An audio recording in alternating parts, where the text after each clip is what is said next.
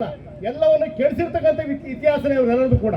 ಹಾಗಾಗಿ ಈ ಮನುವಾದಿ ಸಂಸ್ಕೃತಿಯನ್ನ, ಪಾಳೆಗಾರ ಸಂಸ್ಕೃತಿಯನ್ನ, ಜಾತಿ ವ್ಯವಸ್ಥೆಯನ್ನ, ಅಸ್ಪೃಶ್ಯತೆಯನ್ನ ಗಟ್ಟಿ ಮಾಡ್ತಕ್ಕಂಥ ಅಮಿತ್ ಶಾ, ನರೇಂದ್ರ ಮೋದಿ, ಸಂಘ ಪರಿವಾರದ ಹುನ್ನಾರವನ್ನು ನಾವು ಎದುರಿಸಬೇಕು ಅಂದ್ರೆ ನಮಗಿರ್ತಕ್ಕಂಥ ಒಂದೇ ಒಂದು ಶಕ್ತಿ ಅಂದ್ರೆ ಅಂಬೇಡ್ಕರ್ ಹೆಸರನ್ನು ಅರ್ಥ ಮಾಡ್ಕೋಬೇಕಾಗ್ತದೆ.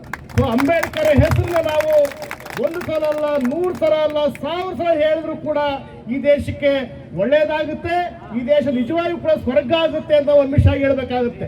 ಸೊ ಆ ಕಾರಣಕ್ಕೆ ಬಂಧುಗಳೇ, ಸೊ ಅಂಬೇಡ್ಕರ್ ಅವರು ನಾವು ಏನೋ ಭಾವನಾತ್ಮಕ ತಗೊಂಡು ಭಕ್ತಿ ಭಾವದಿಂದ ಪೂಜೆ ಮಾಡಬೇಕು ಅಂತಲ್ಲ, ಅವ್ರ ವಿಚಾರಗಳನ್ನ ಮೈಗೂಡಿಸ್ಕೊಳ್ಳೋಣ. ಅವ್ರ ವಿಚಾರಗಳನ್ನ ಮೈಗೂಡಿಸ್ಕೊಂಡ್ರೆ ಮಾತ್ರನೇ ಈ ಸಂಘ ಪರಿವಾರದ ಹುನ್ನಾರ ಅರ್ಥ ಆಗುತ್ತೆ.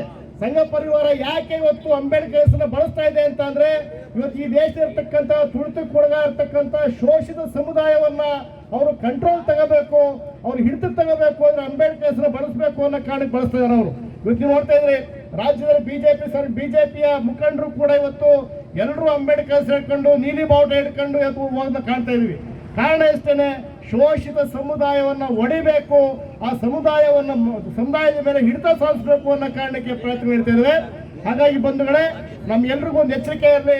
ಇವತ್ತು ನಿಮ್ಮನ್ನ ನರೇಂದ್ರ ಮೋದಿ ಅವರೇ ಎಂತ ನಾಚಿಕೆಡು ಅಂತಂದ್ರೆ, ಈ ನರೇಂದ್ರ ಮೋದಿ ಅಮಿತ್ ಶಾ ಹೇಳಿಕೆಯನ್ನ ಕಣ್ಸೋದ್ರ ಬದಲಾಗಿ ಸಮರ್ಥಿಸ್ಕೊಳ್ತಾರೆ. ಕಾಂಗ್ರೆಸ್ ಮೇಲೆ ಇವತ್ತು ಅಪ್ರಾಚಾರ ಮಾಡ್ತಾರೆ. ನಾನು ಕಾಂಗ್ರೆಸ್ ಬೆಂಬಲಿಸಿ ಮಾತಾಡ್ತಾ ಇಲ್ಲ, ಕಾಂಗ್ರೆಸ್ ಕೂಡ ತಪ್ಪು ಮಾಡಿದೆ.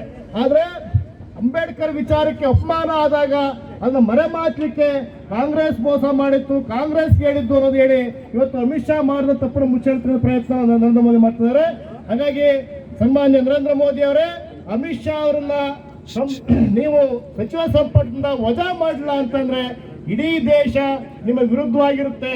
ಖಂಡಿತವಾಗಿ ನಿಮ್ಮ ಬುದ್ಧಿ ಕಲಿಸ್ತೇವೆ. ಯಾಕಂದ್ರೆ ಎಲ್ಲಾ ಜಿಲ್ಲೆಗಳಲ್ಲಿ, ಎಲ್ಲ ರಾಜ್ಯಗಳಲ್ಲಿ ಬಂದ್ಗಳಾಗ್ತಾ ಇದೆ. ಇಡೀ ಅಖಿಲ ಭಾರತ ಮಟ್ಟದ ಬಂದಾಗಲಿಕ್ಕೂ ತಯಾರಾಗ್ತಾ ಇದೆ. ಕರ್ನಾಟಕ ಕೂಡ ಬಂದಾಗುತ್ತೆ, ಹಾಸನ ಕೂಡ ಬಂದಾಗುತ್ತೆ. ಹಾಗಾಗಿ ಈ ಹೋರಾಟದ ಮುಖಾಂತರ ಎಚ್ಚರಿಕೆ ಕೊಡ್ತಾ ಇದ್ವಿ. ಇವನ್ನೆಲ್ಲರೂ ಮನವಿ ಮಾಡಿ ಮುಗಿಸ್ತೇನೆ.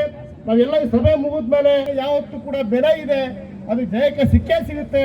ಅಂಬೇಡ್ಕರ್ ವಾದಕ್ಕೆ ಖಂಡಿತ ಜಯ ಸಿಗುತ್ತೆ ಅಂತ ಹೇಳಿ ನಾನು ಮಾತು ಮುಗಿಸ್ತೇನೆ. ಜೈ ಭೀಮ್. ಸಿಪಿಎಂನ ಮುಖಂಡರಾಗಿರ್ತಕ್ಕಂಥ ಧರ್ಮೇಶ್ ಅವರಿಗೆ ಧನ್ಯವಾದಗಳು. ಈ ಪ್ರತಿಭಟನೆಯಲ್ಲಿ ತೇಜೂರ್ ಮಂಜು ಅವರಿದ್ದಾರೆ, CITUನ ಮುಖಂಡರಾಗಿರ್ತಕ್ಕಂಥ ಇಂದ್ರಮ್ಮ ಅವರಿದ್ದಾರೆ, ಹಾಗೆಯೇ ಸೌಮ್ಯ ಸಕಲೇಶ್ಪುರ ಅವರಿದ್ದಾರೆ, ವಿಠಲ್ ರೈತ ಸಂಘದ ಮುಖಂಡರಿದ್ದಾರೆ.